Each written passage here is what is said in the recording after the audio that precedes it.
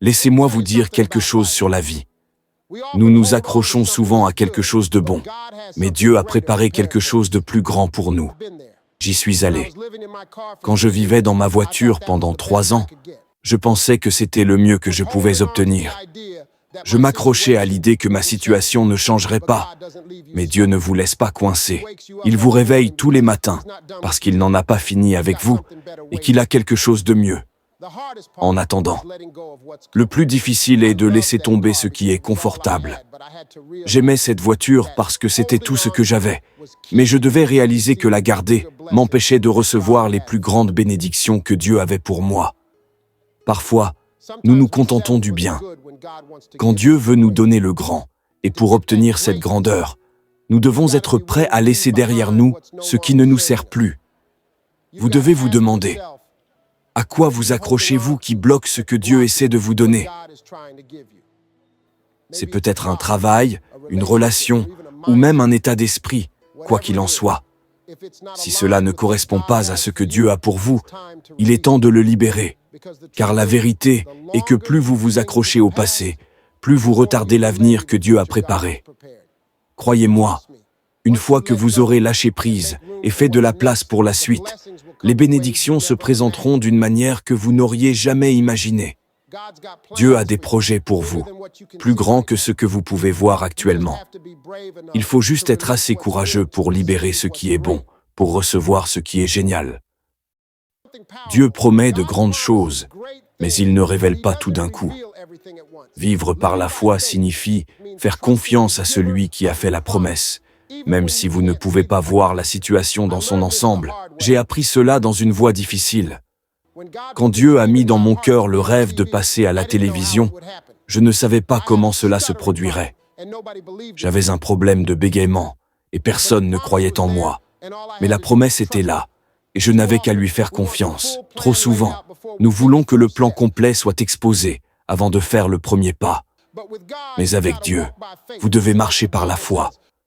C'est comme si la Bible dit de faire confiance au Seigneur de tout son cœur et de ne pas s'appuyer sur sa propre compréhension. C'est ça la foi en action.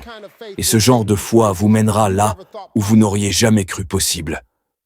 La foi, c'est croire en ce que l'on ne peut pas encore voir. Quand j'étais sans abri, vivant dans ma voiture, je ne me voyais pas comme une star de la télévision. Mais j'ai continué à croire en cette promesse. Aujourd'hui, vous me voyez à la télévision chaque semaine. Cela n'est pas arrivé par hasard. C'est arrivé parce que j'avais confiance en Dieu, même si je ne voyais pas le chemin. Quelle promesse Dieu a-t-il placée dans votre cœur? Que vous a-t-il montré dans vos rêves? Cela peut sembler lointain ou impossible, mais s'il le met là, il y parviendra. Tout ce que vous avez à faire est de garder la foi, continuer à y croire et continuer à avancer. Il y a un passage des Proverbes qui a été un guide dans ma vie. Faites confiance au Seigneur de tout votre cœur et ne vous appuyez pas sur votre propre compréhension dans toutes vos voies. Reconnaissez-le et il rendra votre chemin droit. Ce verset me rappelle que même lorsque les choses n'ont pas de sens, Dieu a toujours le contrôle. J'ai traversé des moments où tout s'effondrait, où j'ai tout perdu 2 fois, où je vivais dans ma voiture. Mais j'ai tenu cette promesse. Nous voulons toujours tout comprendre, avoir des réponses à chaque problème, mais parfois les voies de Dieu sont plus élevées que notre compréhension, et ce n'est pas grave. Lorsque nous essayons de tout contrôler nous-mêmes, nous finissons par être confus et stressés. Mais lorsque nous faisons confiance à Dieu, il aplanit notre chemin. Ce n'est peut-être pas toujours facile, mais cela en vaut toujours la peine. Dieu a une manière de nous guider vers des endroits que nous n'aurions jamais imaginés. Quand j'étais un enfant bègue, personne n'aurait pu prédire que je serais ici aujourd'hui. Mais Dieu savait qu'il avait un plan. Il ne m'a pas laissé derrière lui, même si je ne voyais pas d'avenir pour moi.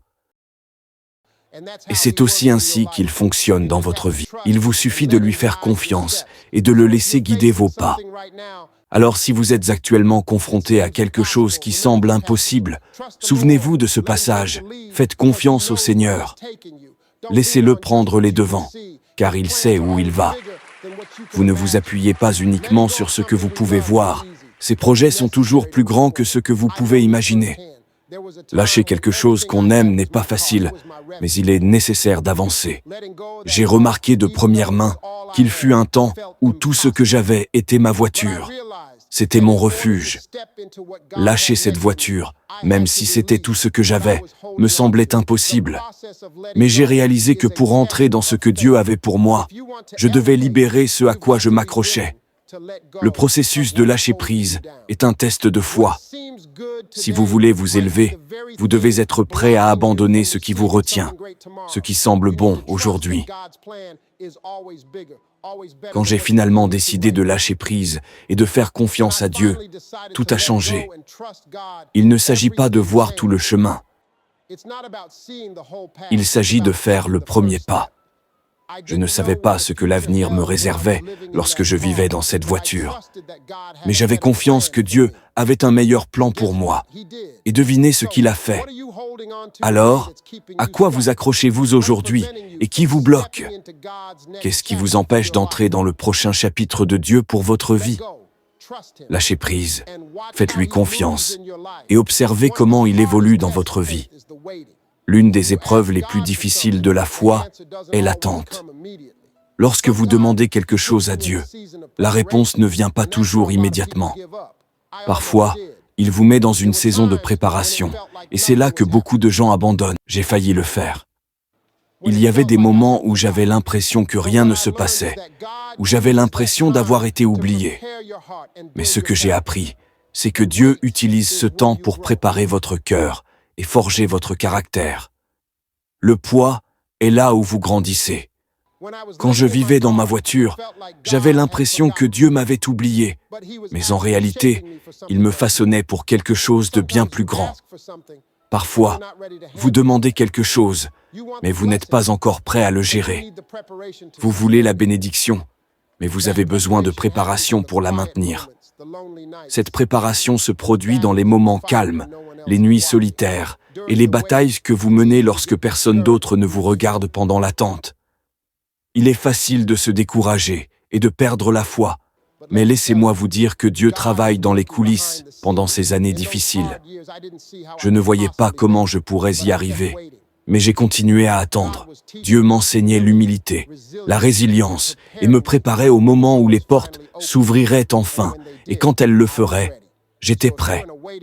Donc, si vous êtes actuellement dans une saison d'attente, n'abandonnez pas. Utilisez ce temps pour grandir, apprendre, vous préparer, car lorsque Dieu vous bénit, il le fait d'une manière que vous ne pouvez même pas imaginer. La bénédiction qu'il prépare est plus grande que ce à quoi vous vous attendez, mais vous devez être prêt à la retenir. Abandonner le passé est l'une des choses les plus difficiles auxquelles nous sommes confrontés. Nous nous accrochons à ce qui nous est familier, même aux choses qui nous ont blessés, car l'inconnu peut faire peur. J'ai longtemps lutté contre cela, m'accrochant aux échecs, aux erreurs et aux pertes. Lorsque vous avez raté ou perdu quelque chose d'important, il est naturel de s'y accrocher comme si cela allait changer ce qui s'est passé. Mais la vérité est que s'accrocher au passé nous empêche d'avancer. Chaque fois que j'essayais de m'accrocher à ce qui était déjà passé, je me sentais coincé, incapable de voir l'avenir que Dieu avait pour moi. C'est une lutte interne, car lâcher prise, c'est comme perdre à nouveau.